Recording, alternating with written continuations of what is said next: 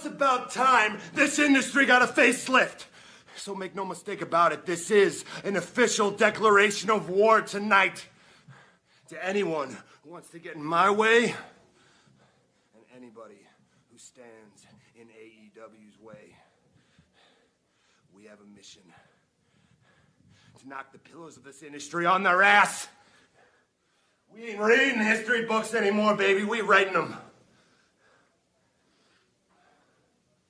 This is what you call a paradigm shift.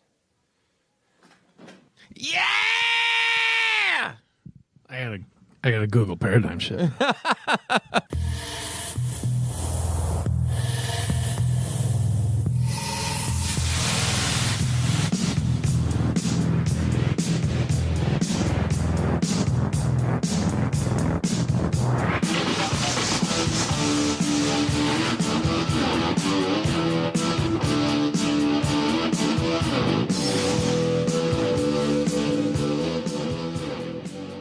Welcome, everybody, to Juice Pro Wrestling, episode 60. The Eagle has landed! And the Eagle has landed for us all that we're looking forward to AEW Double or Nothing. What a fucking show that was. Historic moment for everybody involved and everyone watching at home. Sreten, you had a chance to check this pay-per-view out, right? Shit in my pants. It's really good. Did you like it? Did you enjoy it? I did. I think that and it was pretty quick too, you know?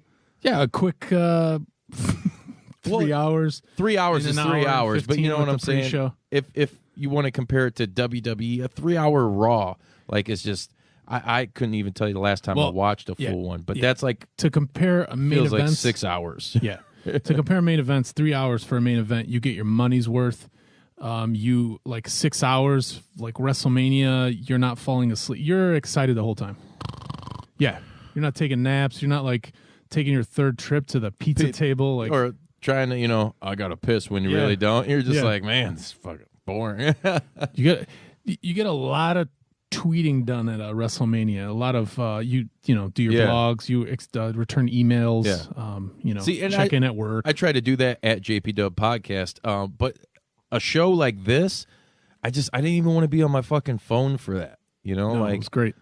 It was super cool. I was definitely living in the moment. And shout out to Bobcat Davini, who came by the Temple of Juice and kicked it for a little while, along with watched it together.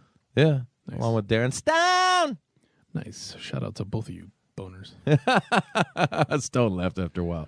He was there with his lady friend. She's like, "Fuck this wrestling shit." So Which match did they leave on? You know what? I don't remember. Good. I was trying to like hang with him and talk to them, but at the same time I was like, hey, I'm sorry, I'm like so wrapped up in this right now. I mean, I just spent $50 for this thing.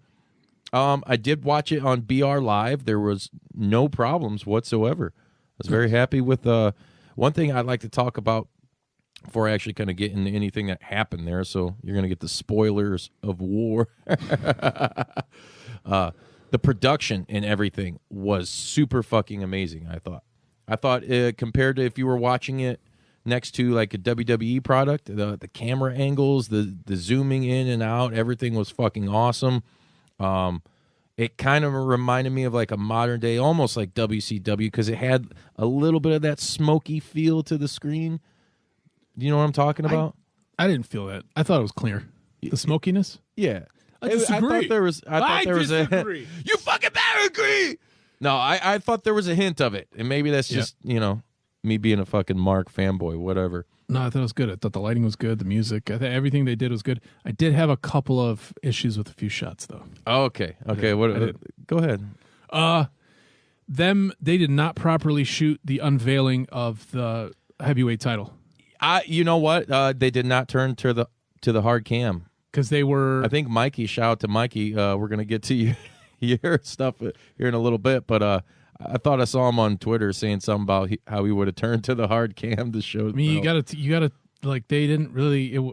First of all, it was a funny angle, but then they kind of missed Bret Hart taking it out of the bag and actually lifting it into the air and all that, because they were what was happening? Something was happening in the crowd, or no? What's MJF came out? Yeah, well, he was like, they were focused too much on him and what in his. Oh, that's what it was. They were taking him into the crowd to beat the shit out of him. Yeah.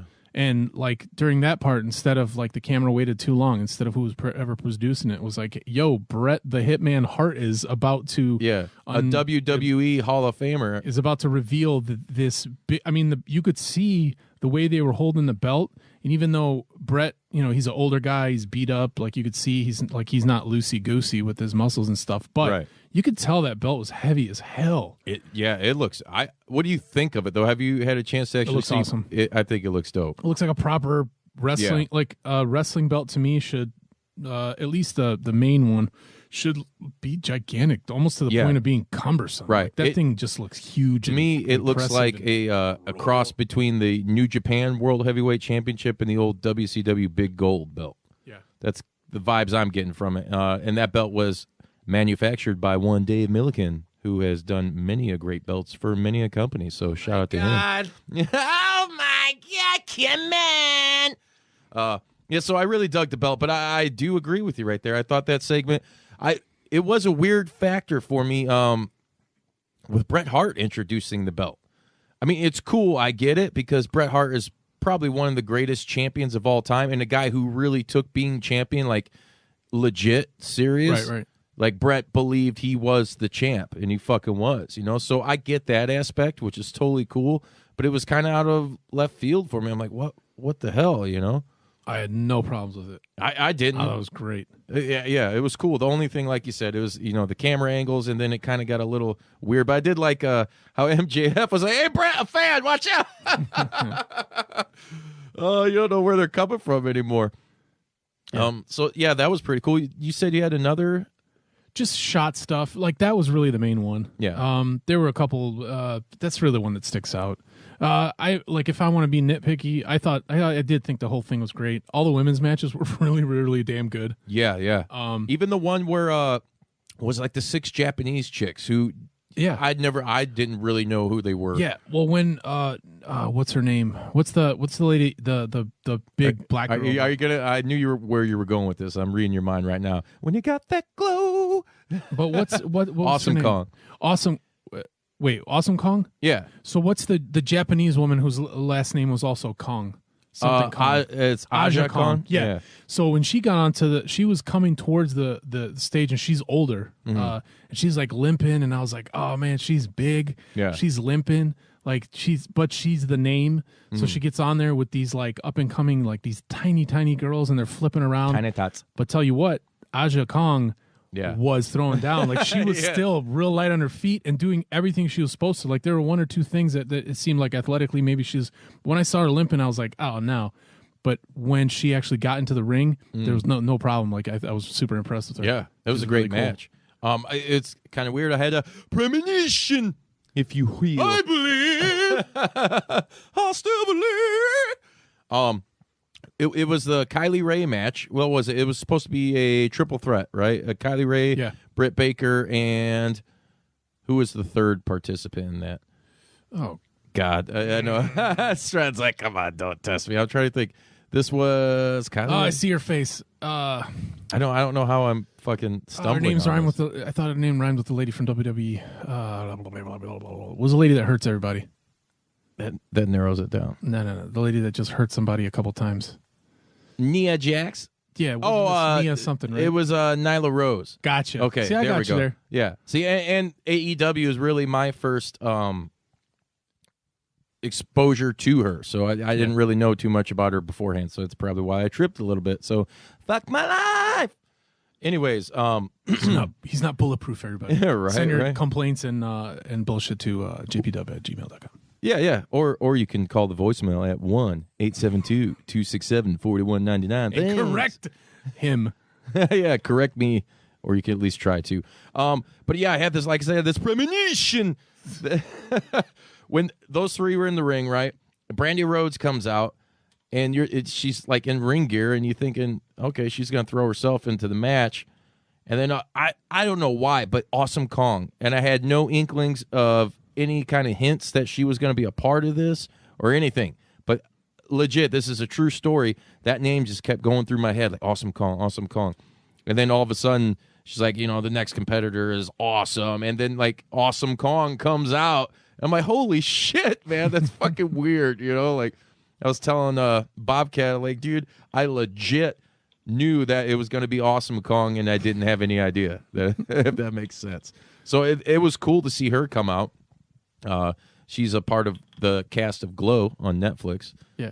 She is she's the I didn't watch food stamp queen? You haven't seen it? I haven't seen it. You haven't seen any of Glow? No. What? Are you fucking with me? No. I'll leave. I'll see you guys. It was nice. It was a good run. See you. Oh, man. Where's Andre when you need him? Man, I thought you watched that. No, I didn't. Maybe we were just talking about how you watched the real Glow. I watched the real old Glow. school. Okay. Yeah, I watched the real Glow growing up. All right. That's amazing. Anyways, but I thought that was a great match as well. Britt Baker ended up coming up with the win on that, which I kind of figured.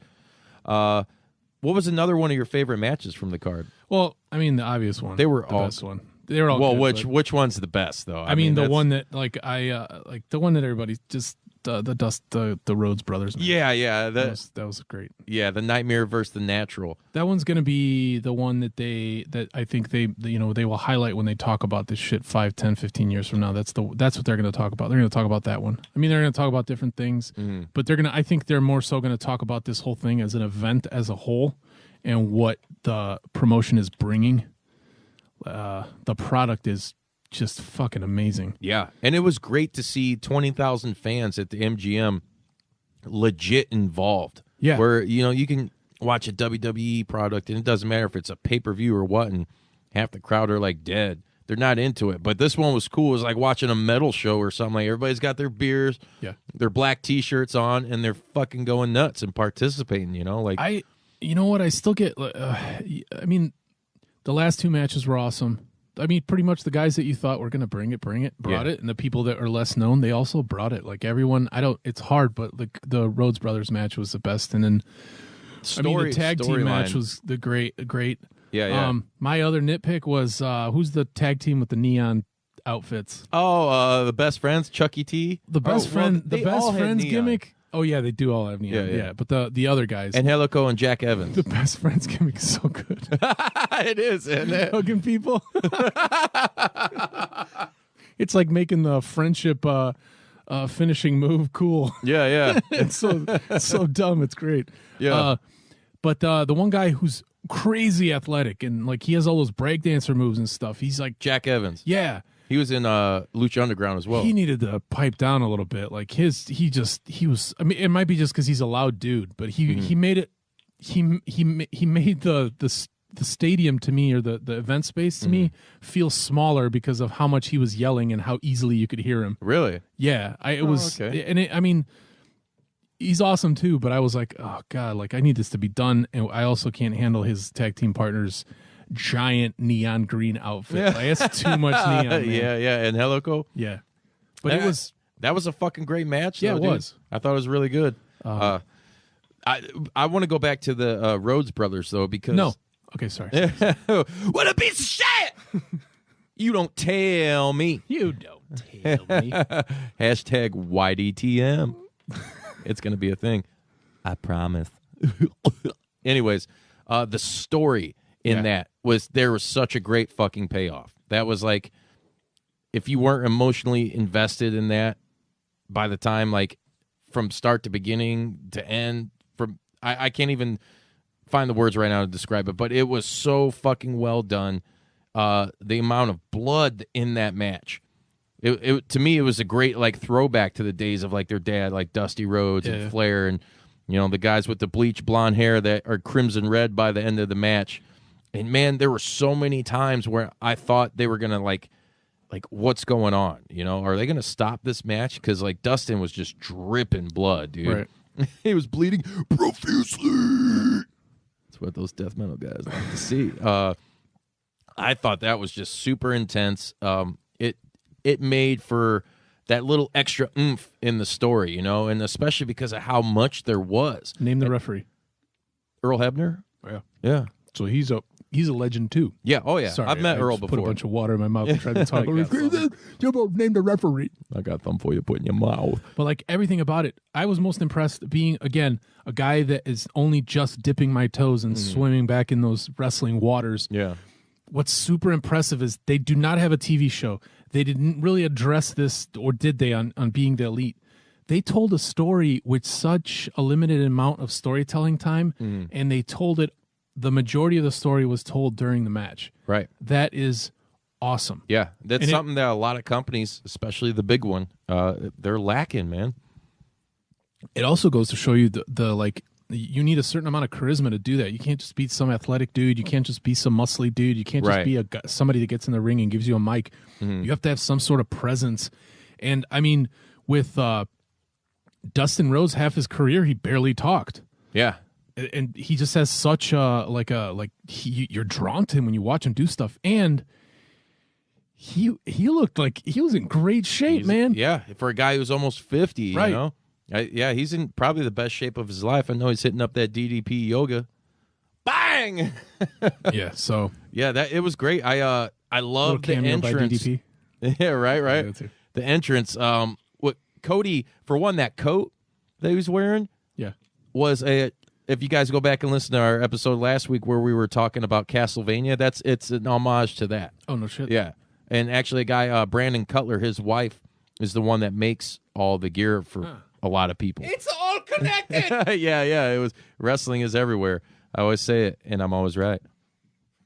So I thought that was cool. I also thought the chair, the throne, which was an obvious fucking Triple H, with the skulls and the Iron Cross, and then fucking Brandy handing him the sledgehammer, and it's like, I was fucking marking out hardcore. I don't care who hates it or not. I thought that shit was awesome because here's the thing. It had like that Stone Cold vibe to it where you felt that like, man, this dude was genuinely pissed off and unhappy where he was at about something that he's passionate about doing that is in his blood and been in his family for fucking I don't know how many years now. Not only his family, but he was born into it. Yeah. Like he rolled out of his mom into the ring. Right. Oh, man, that's some steamy afterbirth. But you would have laughed at me at that point when they brought out the chair. Yeah. And the chair had that Iron Cross back thing. Then it had the skulls. And I'm just sitting there. If we were in the same room, you'd have been staring at me the whole time, just waiting for me to figure out why this is all significant. Yeah. And then Brandy brings out the sledgehammer. And then he walks towards the chair, and it was it was like after he hit the chair and was walking away, I was like, oh, I get it. Yeah. It's all connected. Yeah, I thought that was super fucking awesome. It was great. A lot of people I've read online Thought it was too much. Yeah, thought one of the, I guess you could call it a downfall or whatever, critiques of the pay-per-view were they thought there were too many WWE references. And here's my take on that. I thought there was just enough. I don't think that that's what they were focusing on, their main focus, because they still put on one hell of a show. But they are legit firing shots. I mean, you're talking to a bunch of guys who love the WWE, and some of them worked for WWE, like a Jericho and a Cody, and they see where that business, at least on the WWE side, is now. And going back to like Cody being disgruntled and shit, why not? The day WCW closed its doors and ECW closed its doors, I think a lot of the wrestling fans left then. When you had 14 million people watching, and then like that happened, it became a monopoly, and people were like, "Oh, well, fuck this," And now that there has always been, I don't want to call it competition, but like Impact Wrestling or ROH, who have tried to be that company, where AEW is that company now because they legit have the financial backing, they have it all to really go to war and fucking. The shots were fired, Why not take some shots? Yeah, why not? I also think that me, like I'm always like, don't shoot those shots. Like I'm always like, because I'm always in like thinking about some sort of kumbaya world. I've said that so many times, but if I'm going to give them like some sort of next level writing mind credit and competitive credit, let WWE step up their game. Exactly, it's just better for everybody. It just makes everything better. On top of that, think about all the different promotions from the west to the east coast, north to the south of this country, and then over in Japan. And now they're trying to like another cool thing was AEW brought and promoted a lot of the new wrestlers from the Chinese promotion. Yeah, the OWE. And like so, there's all this talent, and there's so many good and entertaining people all over the world. Why not shoot like shoot those shots. Yeah. Make them step up their game because yeah. everyone is stepping up their game. And I think that's exactly what it is. It's kind of like, hey, we love the WWE, but you know what? Like, come on. It'd be more entertaining. Like, just it's so watered down now, and so just how can you have such a huge creative staff and none of them have a creative bone in their body, you know, except for maybe like Triple H with NXT and shit. It's boring. It is. And people, I get the thing, like what you like, watch whatever you want to watch, but people do have a right to not like something because it kind of pisses me off. So, you can't shit on WWE and whatever. I'm all about being positive, but if a product is bad, it's fucking bad. WWE's been really bad for a long time. I mean, what did people do when WCW was at that point? They did the same shit. They turned away. And I don't think it's a bad thing. Like you're saying, AEW is going to hopefully spark some sort of creative war and make the two huge products fucking better. Yeah. Because that's just going to attract the attention of everybody, and everybody's going to want to come in and watch it like, oh, well, what kind of crazy shit's going to happen here or there? Or you also have an opportunity if you get into WWE or you get into AEW and you don't have a good experience. You have other options, and so there's talent that might slip through the cracks for whatever reason that somebody else will nab up, and like the finale of AEW, like the finale of the event, like somebody that oh yeah, spoiler alert, out of nowhere, but Dean Ambrose, yeah. Which I didn't know who he was. I was just like, this guy's cool. The crowd's going crazy. Yeah, the crowd was He's beating nuts. the hell out of everybody. And I read, too, that Jim Ross really had no idea that he was going to show up. So I got goosebumps. Like, the hair on my arm stood up when you hear JR getting pumped about it, and like, by God, Johnny Moxley, by God, what's he doing here? Business just picked up. What did you think? Let me ask you this, because I seem to be the critical one of the two of us. What'd you think of the announcers, the commentators? I thought they were good. So it was that Alex Marvez, I believe, Excalibur, and Jim Ross. I thought they were good. I thought it was funny when they cut to after the Rhodes Brothers match. They cut to it, and Excalibur is like wiping his mask. Oh yeah. For a good like 2 or 3 minutes. I mean, they all were. He's like, I ain't cutting. JR's like, I can't do a JR impression. He's like, I'm not cutting onions, folks. I'm cutting onions, folks. That was whatever. Like everybody got emotional. But they were. You could tell they were. This was probably the first time the three of them did that. Were they all three at All In? No. See, it was the first time. I love Jim Ross so much. Like when I hear his voice, it's like hearing like Steve Stone was a Cubs announcer forever. Yeah. So I grew up with Harry Carey, Steve Stone. Those voices were like those voices are just like calming when I hear Steve Stone's voice. And then he moved to the Sox, and I forgot. And I watched the Sox game a few years ago, and I hear his voice again, and I'm like, oh man, like Steve Stone, it's his voice, dude. When I hear JR, I hear like. It gives me whatever I'm watching. It also sprinkles nostalgia across it. Exactly. And like I hear him, and he seemed a little like off, but only because like whatever, man. It's it's like the little. It was his first time doing Absolutely. that, and with that company, and calling matches for a lot of people who he hadn't done before. Yeah. So I say give it props time. to all the names that he had to remember, and people that were just making sort of cameos, like all the Japanese and Chinese wrestlers, and people like, and in wrestlers with different names, like new gimmicks and all that stuff. But I did hear I watched it by myself in a room after the event. You told me how to watch it, and I watched it. I took my time with it, and man, there were a couple of times where I giggled because I was like, "There he is, there's JR." Yeah, dude. You'd say something, and I was like, yeah. It was great. I thought, like I said, I did see some people kind of shitting on him, but people just want to shit on everything. I mean, it was their first time out.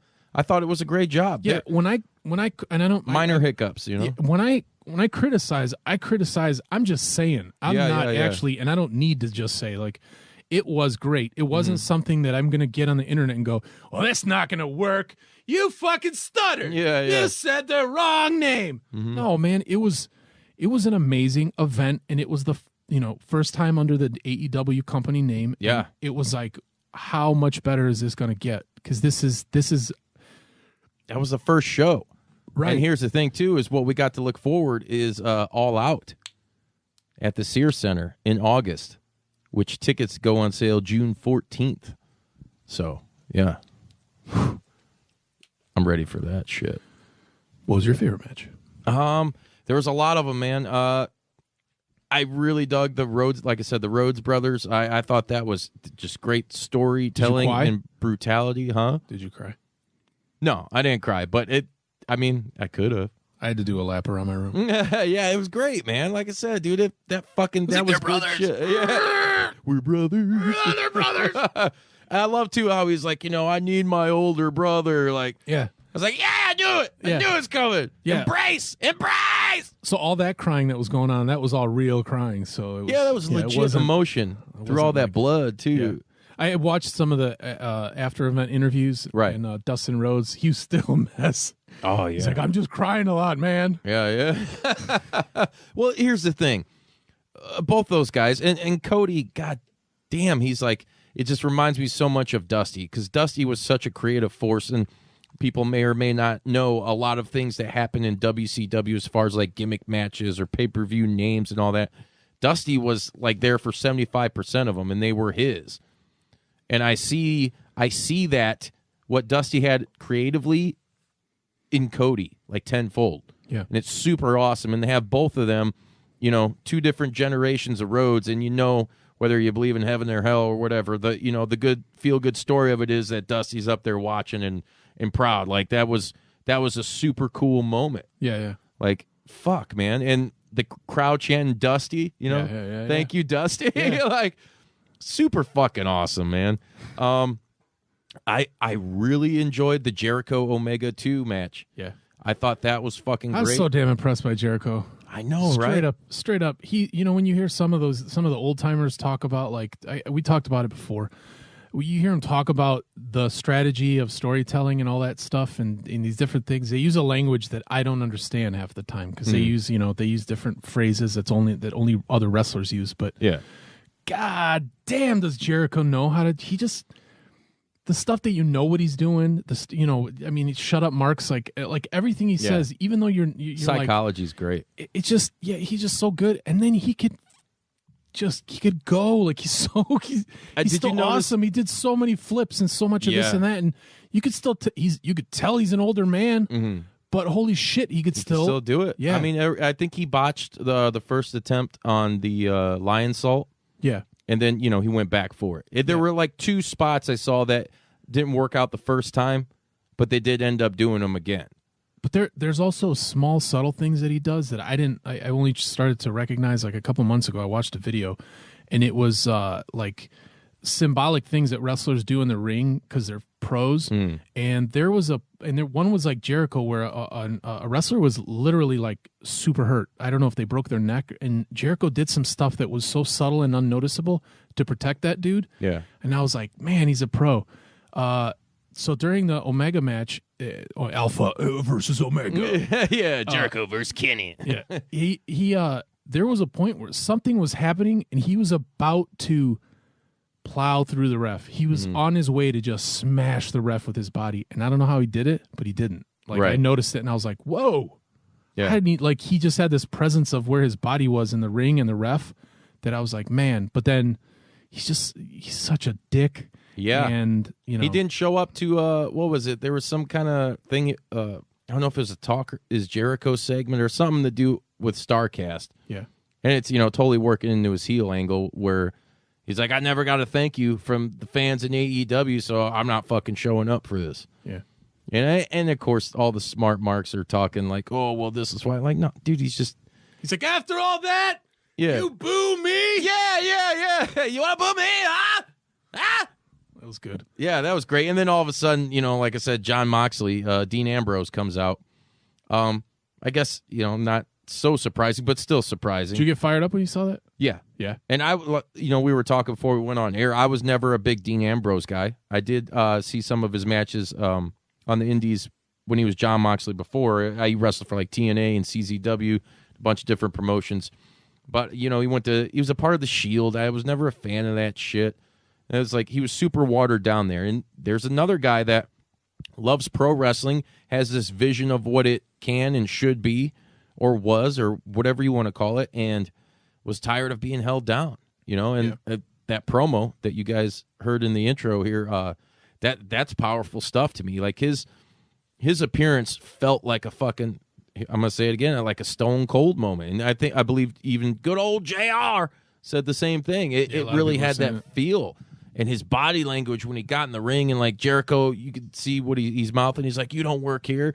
And then he fucking DDTs him, gives him the dirty deeds or whatever they're going to call it now. And then he hits the ref, too. And then he proceeds to beat the shit out of Kenny Omega. And they fucking tackle each other outside the ring, and they're fighting and throwing bows and whatever. And they get up on the giant poker chips, and he just lays out Omega, man. Like, yeah. And it was super intense, super crazy. The fucking crowd was all up in it. Shout out to Super Crazy.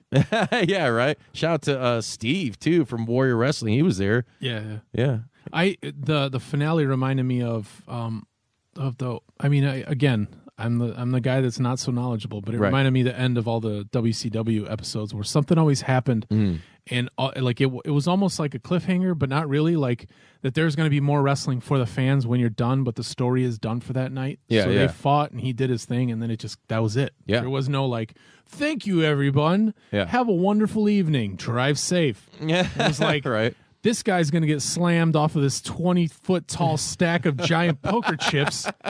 He's all in. Then he's going to do some wiggly spaghetti dance. Yeah, I like that. It was it's this weird, like I said, the body movement. It was crazy. It's also crazy that he's going to be appearing for New Japan Wrestling too, which is it's same thing with Chris Jericho, and I believe he has separate contracts between the two companies. I don't know if it's like them working together. From what I've read, it's not, but that's John Moxley. You heard it here, is appearing for New Japan Pro Wrestling as well. So it's going to be cool to see how that plays out. I think he's going after Juice Robinson, the false Juice. The false Juice. He's the false Juice. I don't care what you guys say. There's only one Juice. That's right. The Young Bucks match. That was fucking amazing. Versus the Lucha Bros. Yeah. Jesus Christ, man. Like, the shit both these guys do. First of all, Young Bucks coming out as the King, baby. Dressed like Elvis. Like, that shit was great, man. I loved it. Fuck, dude. I like those masks that the Lucha Brothers came out, the skull masks that they took off before they had their those were tight too, man. Cool. That was a super awesome match. So many like great spots in that match. Like, I can't wait for this thing to come out like on DVD so I can fucking swoop it up.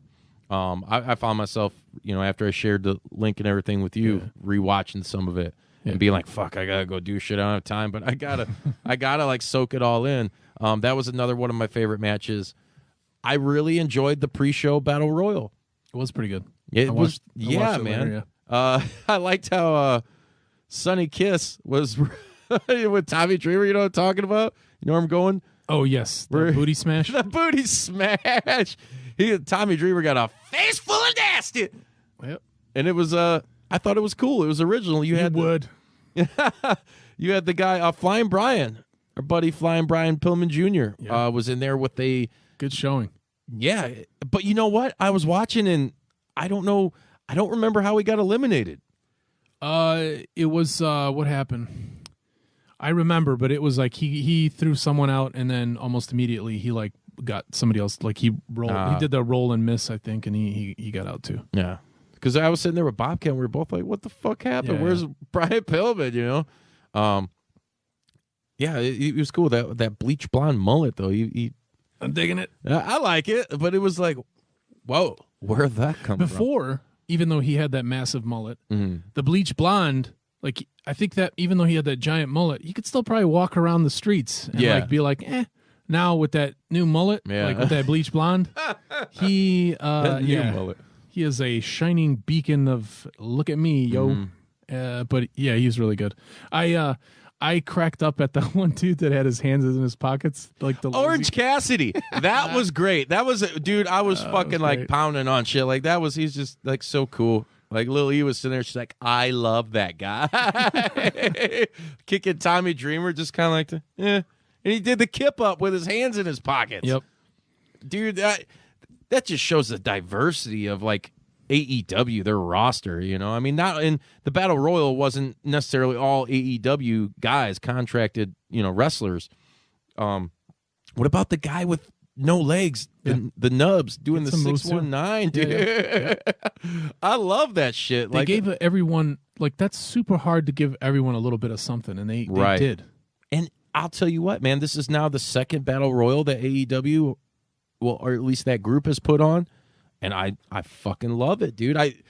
Royal Rumble, fuck that, you know? I loved how they did it, too, like the poker theme, like the cards that were drawn, and then 5 come out, you know? Yeah. That was super cool, and Hangman Page, of course, drawing the Joker card, and then winning, which I figured I saw that coming.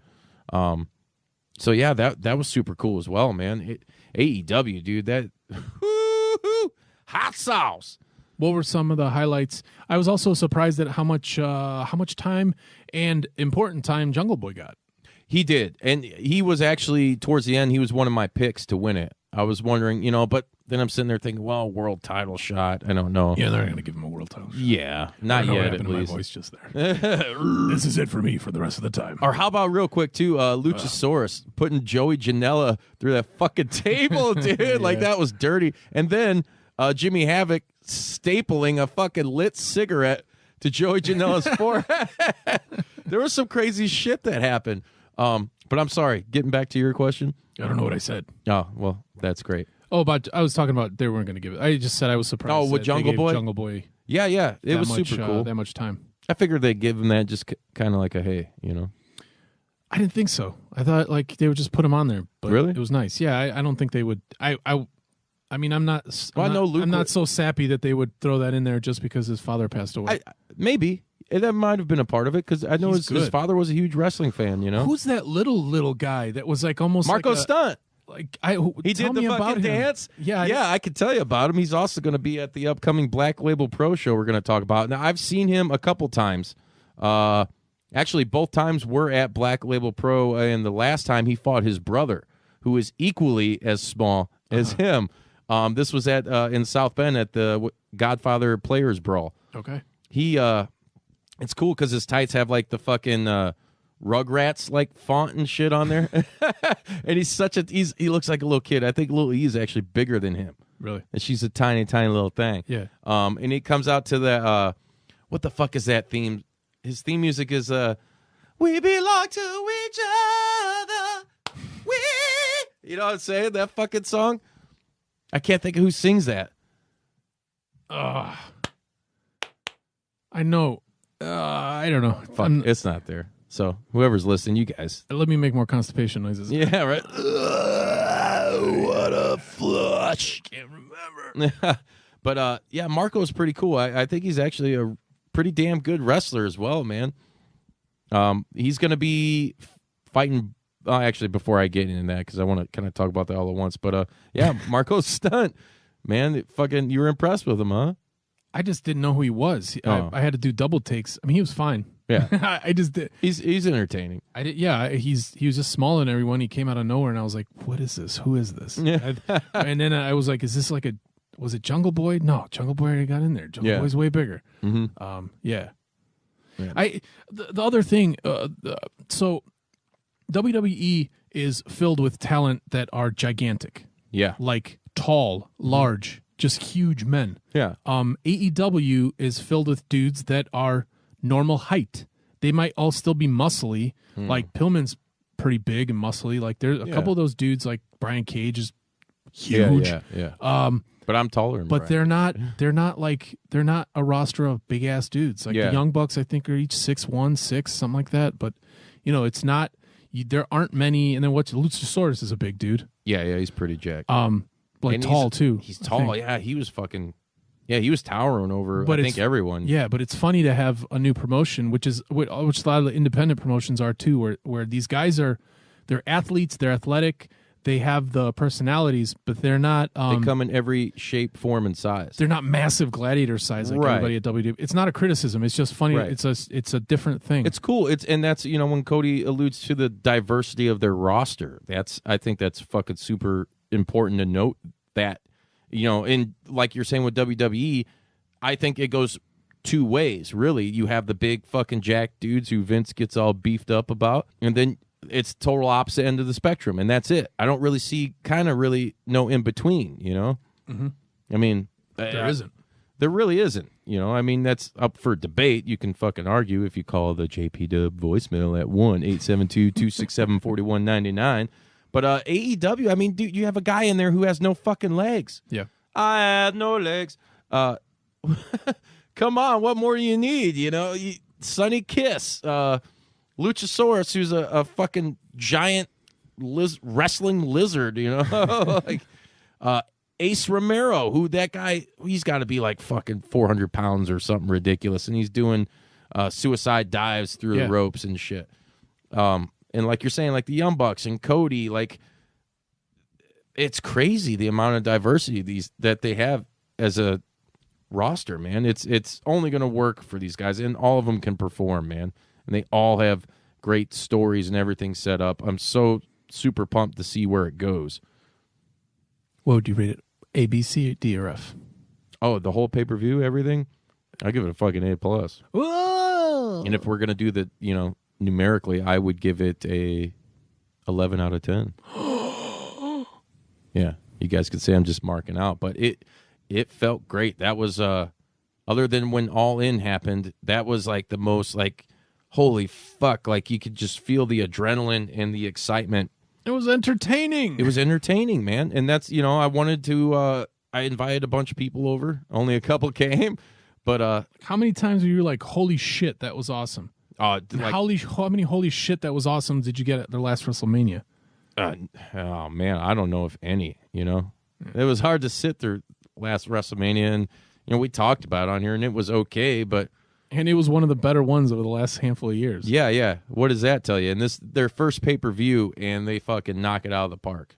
So, yeah, I totally believe that that I'll give it a strong fucking 11, you know. Ooh. Yeah. I thought it was great. So, you guys let us know in the comments and on social media and wherever you follow us at what you guys thought about it. Next, I kind of want to get into something real quick. I've talked about it before, but it's coming out this Friday. My buddies Neil and Brad actually being one of my band members in Handsome Prick, they have if you guys are into like punk rock and fucking really fast metal and you like the Misfits or Sam Hain or Danzig, any of that, their band Dirty Dead is putting out their sophomore album, the first new album in 10 years. It's crazy to believe it's been that long, but it's called Nocturnal Emissions. It's coming out on Nothing But a Nightmare Records, and you can pre-order it. Or you can just order a damn thing because it drops literally this Friday, the 31st, at nothingbutaNightmare.com. It's full of fucking great, awesome punk rock. It's like the vein of Misfits, but, you know, like I said before, death metal and grind dudes like playing it. But Brad's voice is fucking killer. It's all these harmonies and shit. It's ridiculous, man, at times. What's the name of the band and the album? Dirty Dead, Nocturnal Emissions, out May 31st on Nothing But a Nightmare. Sreten, you want to be the best setup man in the business. Yeah, I like it. I like it a lot. But yeah, it's out on limited edition vinyl and CD, and also it'll be digitally up. I believe it's going to be on iTunes and all that, Spotify. So if you guys can go support, you'll fucking won't regret it. That's for damn sure. That's right. Yeah, I know Stone I think he bought like 5 or 6 copies. I'm gonna borrow 3. Yeah. Can I like borrow like 2 of those? But getting to Marco Stunt, where I told you I saw him at Black Label Pro, and Black Label Pro, shout out to Mikey and Jeremy and everybody. They have a show going on called There's Something About Barry. And that's one of the things I like about Mikey. When he puts on the show, I like the puns, you know, and then the titles of their shows always have something to do with like pop culture. Real creative, Mikey. Yeah. This Saturday is going to be the event. It's like a seminar. I know Barry Windham, the legendary WWE Hall of Famer Barry Windham, who's also a former member of the Four Horsemen stable, will be doing a seminar, and they also have a killer card. You got a no-holds-barred match with Brian Alvarez versus Marco Stunt. Oh, shit. Oh, yeah. You have the BLP Championship, the champion Kobe Durst versus Jordan Grace. Oh, shit. Yes. You have the BLP Tag Team Championship, Blood Diamond versus the Space Pirates. Crazy monkey shit. Yeah. You have the Indiana State Championship, Jake Parnell versus Nate Webb. Oh, shit. You have AEW's own Kylie Ray versus Shaza McKenzie. You have our homie Ethan Page versus Gary J, first time ever. Get him. You have Bear Bronson versus AJ Gray. Oh, my God. Yeah. Both these dudes are pretty big, beefy studs that can go. Easy. Calm down. Yeah, right. You have Violence is Forever versus Tony, I'm going to botch your name, Tony Deppen and Travis Huckabee. So it's Deppen. If I fucked it up, I apologize. Sue me. You can score your tickets at blpwrestling.com and check out Black Label Pro on Facebook, Instagram, and Twitter. So a little something to do this weekend. Are you going? You know what? I'm going to try. I want to, but I think I got something coming up with the kid. So football-wise. You might see me. Yeah? Yeah, if you walk around, look for the guy in the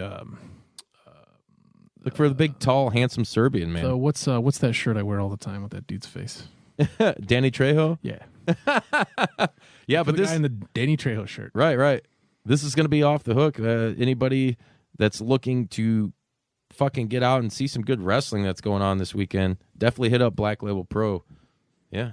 If you're already in Crown Point, what's your problem? Yeah, and it's at the RDS gym. Yeah, I'm going to be real aggressive to everybody. Yeah. Hey!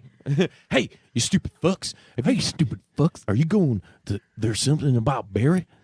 You fucking better be. I'll fucking find you. And I'll fucking make you buy a ticket. You son of a bitch. Hey! You stupid fucks! Are you going to Black Label Pro's next event? Fucking stupid ass better be. Yeah, you fucking idiots. Why have you bought your tickets yet? I'll fucking kill you. Oh, man. Why doesn't he make more of those? I know, right? We'll get some more going. But yeah, they'll have food and beer and merch. Last time I was there, they didn't have a beer there, so that's kind of cool. Me and Lil E had to pound a 12-pack of Tall Boys in the car. Hell yeah! Like, I forgot something in my car. Yeah. My buzz. But I found it real quick. Found it super fast. Yeah. Yeah, so thanks to everybody for tuning in this week. Want to kind of let you know where you can find us out. You got it? Yeah. I want to know when you can go to call and get a hold of us all the time. Hey, you stupid fuck. Have you found us on Facebook yet? Well, if you haven't, we're... I can't. Hey, stupid assholes. You ever had a stroke in the middle of trying to promote your own show? You fucking better. I think I might have. Oh, hell no. Oh, by God. Anyways, we're on Facebook and Instagram. If you look up Juice Pro Wrestling, that's where we'll be. We're on Twitter at JPW Podcast. You can call the voicemail, which I've alluded to many a times on this episode. It's at 1-872-267-4199. And if you're Keanu Reeves, star of John Wick 3, saying that, it's 1-872-267-4199. Keanu Reeves. What if you're Pepe Le Pew from the... It's 1-872-267-4199. I don't know if that was a good Pepe. It was kind of shitty. That's pretty good. It was pretty shit, let's be honest. And you can find us, subscribe, catch past episodes on any podcasting platform. So whether you're using Google, Stitcher, iHeartRadio, Spotify, iTunes. Castbox. Is that real? Yep. Oh, wow. Tuned in, right? Tune in. Tune in? Tune in. Tune in next week as I rock your fucking world. Oh, God, wet 'em up. Wet 'em up. Wet 'em up. Wet 'em up. Wet 'em up. Are you wet? No, you fucking better be.